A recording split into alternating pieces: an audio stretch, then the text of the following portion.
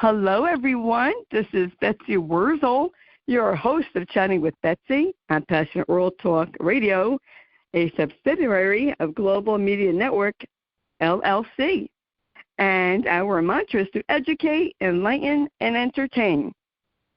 Folks, I have a special guest with me today. I have two guests, a husband and wife. First time I've ever interviewed a husband and wife since doing this show. And I am delighted to have read the book that they wrote, Disneyland on the Mountain, Walt, the Environmentalist, and the Ski Resort That Never Was. And let me tell you about my guests before I introduce them. Greg Glasgow is a longtime writer and journalist for numerous magazines and newspapers, including the Denver Post and the Boulder Daily Camera, where he worked for 10 years as arts and entertainment reporter and editor. Kathryn Mayer is a writer and journalist whose work has appeared in such publications as Health, Insider, and Pop Sugar. She primarily writes about business and is a frequent guest on radio shows, TV shows, and podcasts. Married since 2017, they live in the Denver area. So I want to welcome you both, Greg and Kathryn, to Chatting with Betsy. Hey, Betsy. Thank you so much for having us. So excited to talk with you today. Oh, you're welcome. I'm excited to talk to you, Greg. I hope I didn't butcher your name too much. No worries at all. I have to tell you right off the bat, I really enjoyed reading this book, and when I received the press release from Lisa Warren, who's the publicist, I was like, oh, Disney. I grew up watching Disney every Sunday, and going to Disney movies as a kid. And I never heard the story before. Wasn't aware of it. And that's why I love doing this show, because I get to meet people and read books that I didn't know about, and I learned from all the guests. And you both are no exception. I have to ask you this first because people might think I'm a little cuckoo because I love book covers. I just sometimes really get into the book cover. And how did you decide? I love the book cover. I really, it's fitting for the title. How did you decide on the book cover where you have, Walt there with the press and the mountains in the background? I just think it's stunning. Oh, thanks so much. Yeah, we got lucky because we found this photo. This is actually a photo that was in a library's photo collection, historical photos. So we were able to buy it and use it on the cover. Our publisher actually had to get permission to add some color to it. And then the mountains are actually sort of superimposed in there as well. So it's a little bit of photo magic, but this is actually our first chapter of the book starts with a press conference in 1966 in Mineral King, where the ski resort was going to be built with Walt and Governor Pat Brown of California, and that's actually the photo that's on the cover. So it kind of really worked out nicely to have that and to have the first chapter of the book follow that photo, basically. Yes, I thought it was great. I have to tell them that. I don't always ask about book covers. You're welcome. It really strikes me. I do. And how did you both come across the story? Which I figure if I never heard of it, I'm sure a lot of other people haven't, and maybe people probably my age didn't hear about it. And I'll date myself. I'm proud. I'm going to be 66 in December. Proud about that. And I never heard of the story. Yeah, isn't that crazy? It was one of those things where I feel like even if you're a very big Disney fan, even if you grew up with Disney and think you know a lot about it, you don't necessarily, which is just incredible because it really was a story that was, such an important part of the Disney history for so many years. I mean, the story really spans almost 2 decades. So I also grew up with Disney. I grew up, going going to the parks with my family, watching the movies, watching the reruns of Walt Disney on his Sunday night programs and everything like that. And Greg and I had gone to San Francisco a few years back, and we had gone to a wonderful museum called the Walt Disney Family Museum, which focuses a ton on Disney history and it's run by the Disney family. And there's this giant timeline of Walt's life there. And we were just, kind of going through the museum, looking at some stuff, obviously not paying attention to every single detail because there's so much at this museum. But it did mention, we saw that there was a very, very brief mention, a sentence or two maybe, and it said in the 1960s, Walt Disney was trying to build this ski resort in California. And we both kind of looked at each other like, that's so weird. And it kind of hit me like maybe I had briefly heard about this many, many years ago, but certainly hadn't thought about it since. But one of the interesting things was that it mentioned his partner on the project, Walt's partner, was a man named Willie Schaeffler. And Willie Schaeffler was a famous skier, and he lived in Colorado for many years. And Greg and I are both in Colorado. And Willie Schaeffler also was the head ski coach at the University of Denver, where he won championship after championship. Very colorful guy. We knew about him because BU, University of Denver, was my alma mater, and Greg and I had both worked there. We both worked for the Alumni Magazine for many years, and that's where we met. So realizing that there's this University of Denver connection where we worked, where we met, to this Walt project, and a Colorado connection, we were just like, this is so crazy. So we basically tried to find out as much information as we could, realized that there wasn't much out there, maybe a blog or two online, kept digging into this, realizing, hey, this is a really crazy story.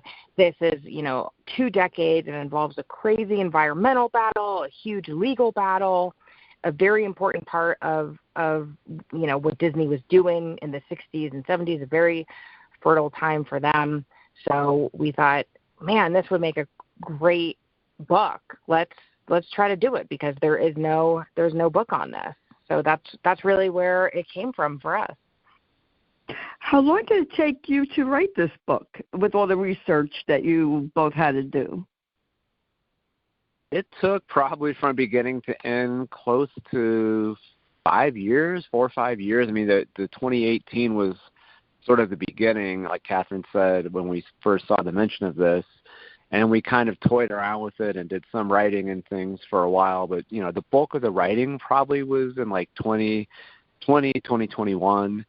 And then we turned it in actually just about a year ago in 2022. So, but yeah, it was, as you can imagine, it was a lot of research and obviously a lot of writing too. So probably 5 years overall, but really concentrated effort, probably 2 to 3. Yes, that's what really makes me appreciate writers and authors more now since I've been doing the show is the crazy amount of research time, that goes into a book. We benefit, as readers benefit from your research because we just open the book, we read, but the writers really have to, doing that research, it has to be incredible. And then, if you do one thing, I guess then you see something else that interests you. And I could imagine that it's just very intense, time-consuming, but well worth it. Yeah, it definitely was well worth it. It was time-consuming, but it was actually kind of fun. It was sort of a little treasure hunt where you would, like you said, you'd kind of find one thing and that would mention another name, then you'd look for that name, and that would lead to a whole other thing. So we were lucky because we actually got to interview several people. Kind of there's sort of two sides to this story. There's the Disney side trying to build the resort in California. Then there was kind of an environmental side where the environmentalists opposed the resort, kind of the battle. And we talked with people on both sides of that battle, which was really great. And we visited several archives at different libraries and universities. And we, we looked at a lot of books, tons and tons of newspaper articles, magazine articles. And yeah, it was a lot to go through, but every time you kind of find a new fact or a new thing to kind of plug into the overall picture was really fun. I thought it was incredible that as Walt Disney, before he died, he started, this acquiring about the Mineral King and getting the, the rights for the property. And then he died and his brother took over. But the legal team and even the political connections associated with trying to get the ski resort at the Mineral King. I had to look up where Mineral King was, because I never even heard of that. I've never heard of that area before. And it looks very isolated. Yeah, it was a really interesting, it's in a really interesting part. It is next to, it was at the time, it was next to Sequoia National Park, which is why there was a lot of contention over whether this should be built or not, because, a lot of people had thought at the time it should be a part of that park. So then that would, protect it from development. So if you're familiar with California at all, so obviously this story takes place in California. It is Mineral King is next to, well, now it's part of Sequoia National Park. Spoiler alert, but it's close to Fresno, close to Bakersfield, if you're familiar with that area. Oh yeah, Bakersfield. And it was kind of in the middle. I mean, kind of in the middle of this state, a little bit south, so technically considered Southern California, but pretty much in the middle of the state. And it was equidistant from San Francisco and Los Angeles, which, for the Disney company, and, when they were figuring out, creating reports and seeing how many people would come to this thing and how successful it was going to be, they expected it to be very successful, even though it was kind of in the middle of nowhere in some ways. They thought it was going to really attract people from LA and San Francisco, these two major areas. So that was part of that thinking, which was really interesting.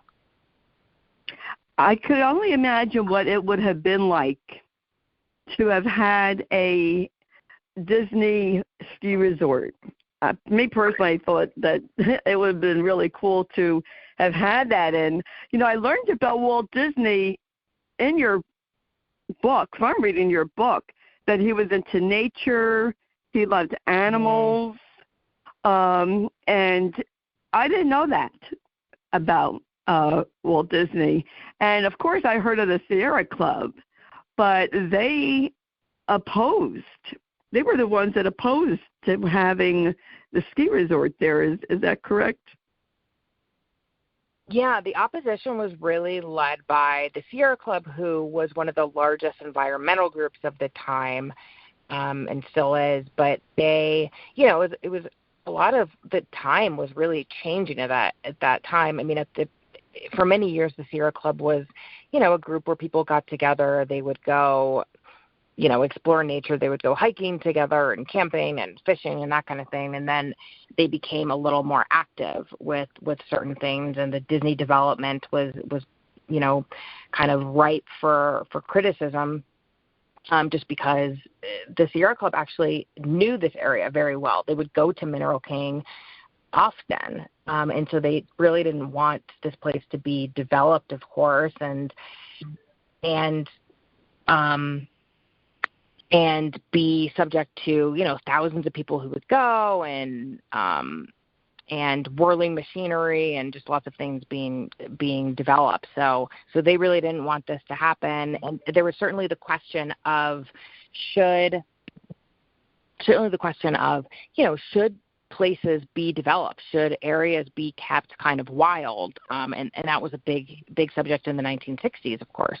So that was really a big part of this book. And you had mentioned how surprised you were to hear about some of this stuff with Walt Disney. And that was a big surprise to us too. We learned so much about Walt Disney and what he loved and what he stood for. And we learned all about him being a really big conservationist, and he really enjoyed nature and wildlife. And this was like a really big passion project for him. He really wanted to develop this area in Mineral King so people could have it be accessible, because it was not a very accessible place. He wanted more people to see the real life animals around them, around this area. He wanted people to see the beautiful mountains and the little lakes and streams. And this was really important to him. He loved nature and wildlife, and you can read more about this in our book. But one of the interesting things that I'll quickly mention is that he created this series of wildlife documentaries that started in the late 1940s and went to 1960, I believe.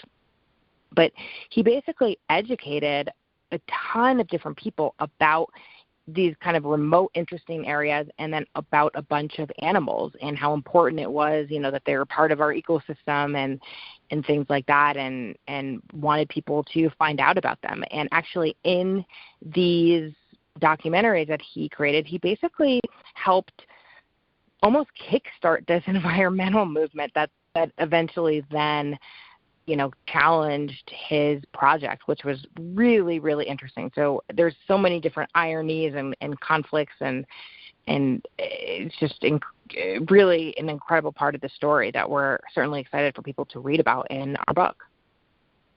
Yes, absolutely. And I never like to give away a lot of the book because I want people to read it, but I didn't even know that Walt Disney had these wildlife documentaries. I wasn't aware of that until I read your book. And, this battle went all the way to the Supreme Court. And you had, big politicians at the time in on it. I believe you talked about Ronald Reagan and other ones were in on the decision of whether they want, Walt Disney to create this, allow Walt to have this, or go with the Sierra. And, I guess the politics plays a part. Who's going to give me the most votes? The environmentalists or, the Disney people. And I thought it was really interesting. Go ahead, Greg. Oh, sorry. No, I was going to say it's interesting to see sort of, because we tracked this kind of through newspaper articles that were written at the time, right? So we're tracking sort of public sentiment about this, and it's interesting to see in 1965 when this is first announced, everyone is, hooray, hooray, Disney's going to build this ski resort in California, in our area. It's going to be wonderful. It's going to bring lots of tourism dollars here and create lots of jobs and that sort of thing. And then as the years go by, as the winds start to shift sort of in the country around activism and conservation and environmentalism and all that, you start to see a little more skepticism creep in, even in the newspapers, as far as, should this be allowed? Now it's controversial. But yeah, like you said, the politicians that sort of make cameos here, there's Lyndon Johnson, Ronald Reagan, Stuart Udall, Jimmy Carter at one point gets involved. But yeah, basically what happened is Walt was one of 6 different bidders on this land that was put up for bid by the Forest Service to develop this resort. And Walt and the other leading contender, whose name was Robert Brandt, they were both very politically connected in California and across the country. And so, yeah, like you said, they basically took the decision of who was going to win this bid to develop all the way to D.C. in 65, because they were both so politically connected that the people in California knew that it was kind of decision was going over their heads. So yeah, all the politics stuff was a big surprise to us, but really interesting to learn about and to write about.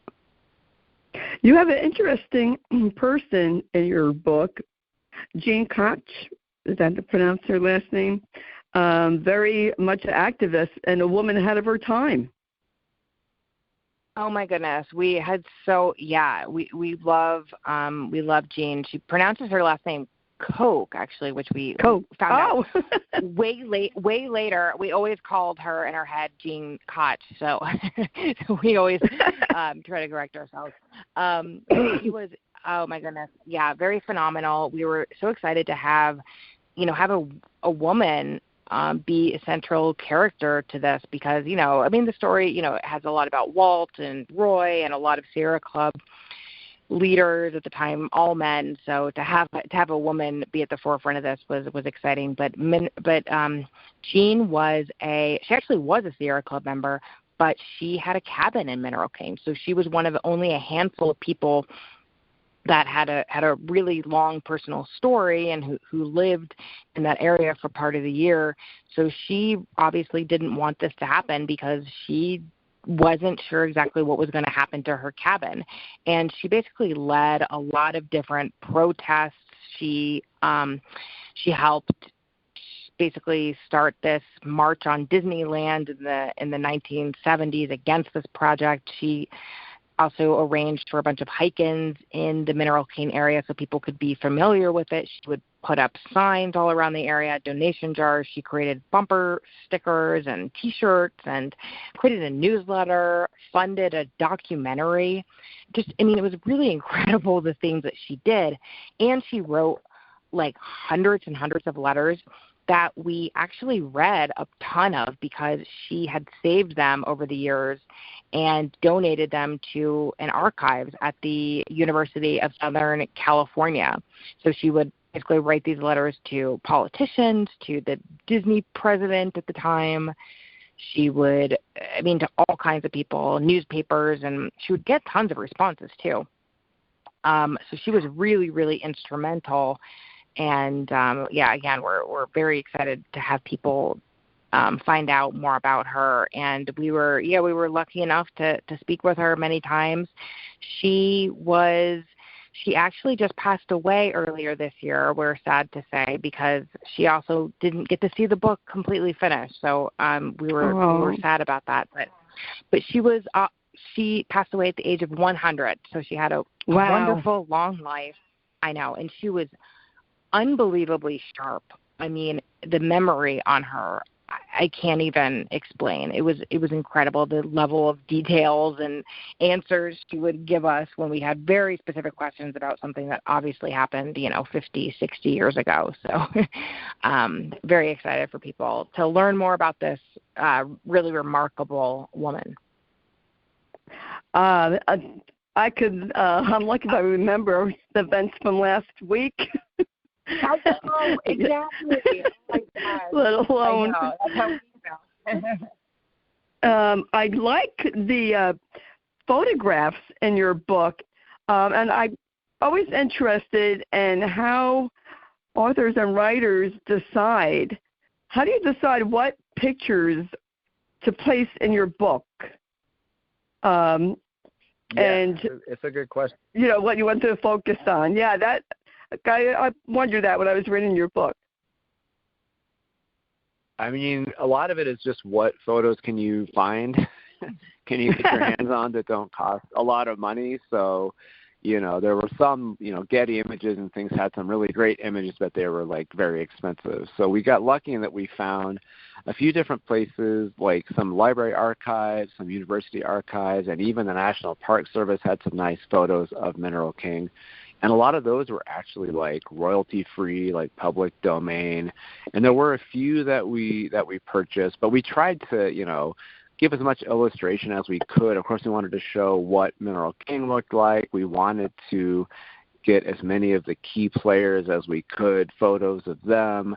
So, there, definitely other photos we would have loved to include, but, getting the photos together was a task unto itself that took, probably a couple of months to really scour online and different places and reach out to people to see what we could use. But we think we ended up with a pretty good representative sample that, hopefully gives a good idea of at least, a good part of the story, if not the whole thing. Yes. There's a lot that readers really do take for granted because you don't think about, what does the writer go through to get these pictures and the expense of getting, some of these pictures. You really don't think about that. I have to tell you, because I'm a big kid. I'm a big kid, and like the Rod Stewart song says, "Forever Young." That's me. That's me. Forever Young. I love the story with they talked about the dancing bears. I would have loved to have seen that because I love bears. Well, there you go. He would have had that. Yeah, I mean, so actually, I don't hear if you've been to the Disney parks, if you've been to Walt Disney World in Florida, and if you've been to Disneyland, though it's no longer there, but basically that concept that you referenced about the bears who would play instruments and entertain guests. So basically, Walt Disney had tried to create some kind of entertainment show. And, yeah, he landed on bears because, bears would come out of the woods. They would live in the mountains. It made sense. And at the time, Disney was really experimenting with audio animatronics, which were really ahead of he was very ahead of his time with creating this and wanted, again, to have some of that, quote unquote, Disney magic. He said he didn't want this to be a Disneyland. So that's, the title of our book is kind of tongue-in-cheek with that. But, yeah, he wanted to have this bear show. And although, this resort did not end up happening, the ski resort, that concept did become what is now known as the Country Bear Jamboree. So if you are familiar with the Disney parks, if you've gone to Disney World in Florida, you can see that show, which is really, really crazy. I don't remember seeing that. I went, this is funny. I have to share this because when I'm reading your book, I enjoyed it, but I felt old because it talked about Walt Disney, creating the one down in Florida. And I went to the one in Florida in 1972. So that's a long, long time ago. I was a teenager. I went with a camp. And they must have thought, Walt Disney was nuts to have this huge park and what was swamps. That he envisioned this just wonderful, Disney. Is California, I always get confused. California Disneyland and Florida Disney World, because I always get confused between those two. Yes, that's correct. So it sounds like you need to go back to Walt Disney World. I think you're due for another visit. Yes, I should. I'm just reading the story of how it was developed, and of course when I went down there, it really wasn't that old. It was pretty new in 1972. You said you were. Exactly. If you were there in 72, it just opened. It actually opened in, I think it was October of 1971. So oh, wow. You were seeing it months old only. And obviously, it's certainly been built up since that time. It's gotten, much bigger in terms of what's there, the parks and different resorts and things like that. But, yeah, and that's another interesting thing is that Walt Disney and the Disney Company were simultaneously planning this Mineral King ski resort, and they were planning Walt Disney World at the same time. So it was a huge, very important part of that Disney history in the 60s and 70s when they were trying to figure these two out because Disneyland opened in 1955, and then so Mineral King technically would have been the second experiential destination that they created, and then Disney World would have been the third. And I also didn't know that Disney also has theme parks in Hawaii and in other countries. I did not know that. Maybe I'm living under a rock, and I didn't know that. The one in Hawaii actually isn't a theme park. It's just a resort with a hotel, but I mean, it has a lot of activity, a lot of, like surfing and paddleboarding and things like that, which is interesting because that's, the whole ski resort would have been such a branch out into a different kind of realm, sort of like the one in Hawaii is sort of a different experience. But yeah, they have them. There's one in Paris, there's one in Shanghai, there's one in Tokyo, and somewhere else. Hong Kong. Hong Kong is the other one. So yeah, they have a lot of places in the world, and then the two big ones here. So they've really branched out over the years, for sure, from starting back not that long ago with just those, the one park from 1955 to 1971, and then Disney World in 71, and now they've got, and even Disney World at the time it opened was just the one park. Now that's 4 separate parks there as well. So the expansion they've had is pretty incredible. It is incredible, and Disney celebrated its 100th anniversary this year, which is great timing for the book coming out. And just to think, I think Walt Disney, if he were alive, if he knew what went on, that what he created has expanded for 100 years and will continue to do so. I mean, who would have thought about, is DreamWorks part of Disney and Pixar? I'm not tech savvy. Oh, no, it's fine. Pixar is a part of Disney. DreamWorks is separate. DreamWorks is separate, okay. Yeah. I mean, just incredible. The movies that have gone out, and to think that Walt Disney was told he wasn't creative enough. That, yeah. I can't even, it's so hard to even comprehend what impact he's had. I mean, it's really hard to think of someone who has had a bigger impact on U.S. history and culture than Walt, I mean, it's really hard to think of anyone that really comes to mind.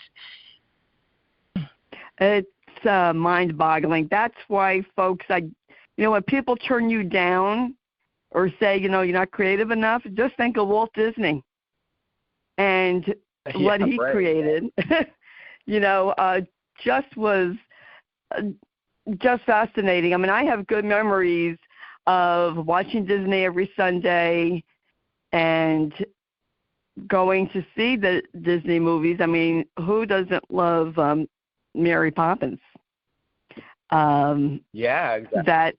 That was actually a big part of our book. That's something else that we're working on around the same time. Yeah. All the songs that came from there, and, how many careers did Walt Disney help launch? Right? Kurt Russell was a kid. Yeah, did. That's right. Yeah, so many people. I mean, so many people on both sides of the camera, for sure. Yes. And was so thrilled to read your book and have great memories. And I think, in my own humble opinion, that young people, anyone can benefit from reading your wonderful book and to learn about Walt Disney and what he went through, and the battle. And it's kind of sad that he didn't get the rights for the Mineral King land, because I really would have liked to have seen what he would have done with that. In today's world. I mean, it was sad because it was, we see both sides, obviously, and we present both sides in the book. The environmental side was really important, but Disney, Walt especially, this was he was very passionate about this. He really wanted this to happen. So, more than most things that he wanted. I mean, this was like a really, really big dream of his. So the fact that it didn't come true was kind of heartbreaking to see. And like you said, don't give up on your dreams, and don't tell people, if don't let people say you're not creative enough or things like that.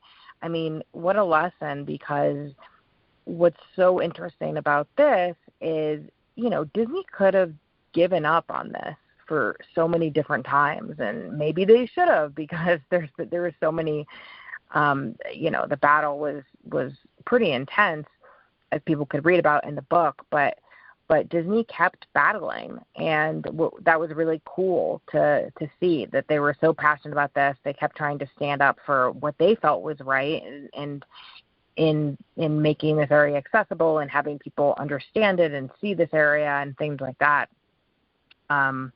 So that's certainly a lesson that's certainly in this book, right? So yes, a lot of lessons in the book. I have to ask you this, since you're a married couple. What was it like to work on a book together, and would you work together again on a book?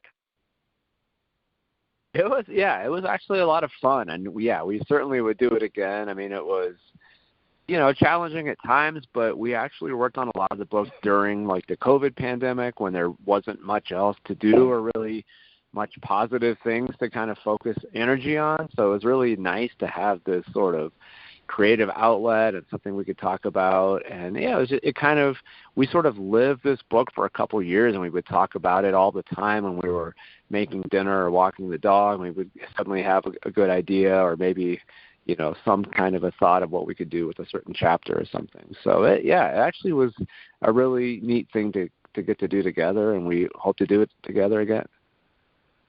Well, I'm not a book, critic by any means, but I have to tell you this.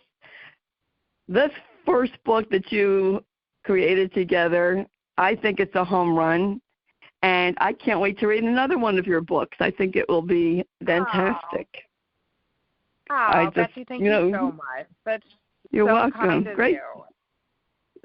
Great job. Folks, you have to get this book, because it does represent both sides. There's so much in this book that would take hours to unpack in an interview.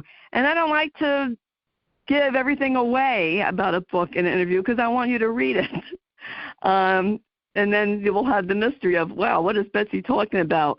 So please look into buying Disneyland on the Mountain, Walt, the Environmentalist, and the Ski Resort That Never Was, by Greg. Pronounce your last name, please. Glasgow. And Kathryn Mayer. Where can they purchase this book? It's available, all the usual places: Amazon, BarnesandNoble.org. You can actually go to our website. It's DisneylandOnTheMountain.com, and that has links to buying the book and a contact form. We'd love to hear from people, who read the book and kind of their thoughts on what should have happened. Yes, I was going to ask you about your website. Folks, go on the website. I went on the website because I had to tell Greg and Kathryn how wonderful their book was, and they did respond back. And so they will respond back to you. So buy the book, go on their website, and you can buy the book that way. And I highly recommend it. And I'll tell you, especially if you're a baby boomer like me and you grew up with Disney, but even, your children grew up with Disney, buy this book for them. I think this is educational. I know it's an educational book for everyone. I really appreciate you both coming on, Greg Glasgow and Kathryn Mayer. Thank you so much for writing this book, for educating the public about Walt Disney and, this battle and what became of it, and just the life of Walt Disney is just an inspiration, really, for many people, and not to give up and not to believe negative things that people say about you, because it may not be true. And I want to thank you for writing this book and coming on my show today. Oh, thank you so much. So appreciate your kind words, and an absolute pleasure to speak with you and be on your show. So thank you so much. Yeah, thank you for your great questions. We really appreciate it. Oh, you're welcome. I don't always go by the publicist questions. I kind of veer off. I go to wherever the conversation. Yeah, that's however the conversation goes. Folks, there is so much more, really. I go on the website. It's going to be in the blog, DISNEYLANDONTheMountain.com, and highly recommend checking out the website, the book. Please read the blog that Jeanne White, who's station manager, writes, because the information will be in there. And Jeanne produces the show. So thank you, Jeanne, for all you do. And I want to thank Lillian Cauldwell, CEO of Passionate World Talk Radio, who makes this all possible. And I want to thank you, the listeners. Thank you for listening. Thank you for subscribing. And if you don't already subscribe to Chatting with Betsy, I don't know what you're waiting for. I have a great guest on, phenomenal guest, and you don't want to miss them. So it is for free on Spotify, Spreaker, iHeart, YouTube, Amazon Music, just to name a few. And I want to help as many people as possible. I have a guest on from all walks of life, so many different topics that I am blessed. I am really, truly blessed to meet such wonderful people and to read their books. I love what I do, and I am so grateful. And I just want to tell everyone, as I always do at the end of my show, in a world where you could be anything, to please be kind and shine your light bright. Because if we all did that, and we certainly need it now more than ever, it would be a much brighter, kinder world. And before I forget, you could follow me, Betsy E. Wurzel, Wurzel, on Facebook. You could see my personal life, my raising awareness on Alzheimer's, and November, which is next week already, is National Family Caregivers Month. Please reach out to a caregiver, show them love. It's also National Alzheimer's Awareness Month. Please educate yourself on the number 6 killer. And please, if you have any questions about your memory, please get screened. It's so important. This is Betsy Wurzel, your host of Chatting with Betsy on Passionate World Talk Radio, a subsidiary of Global Media Network, LLC. Till we chat again, be safe. Bye-bye now.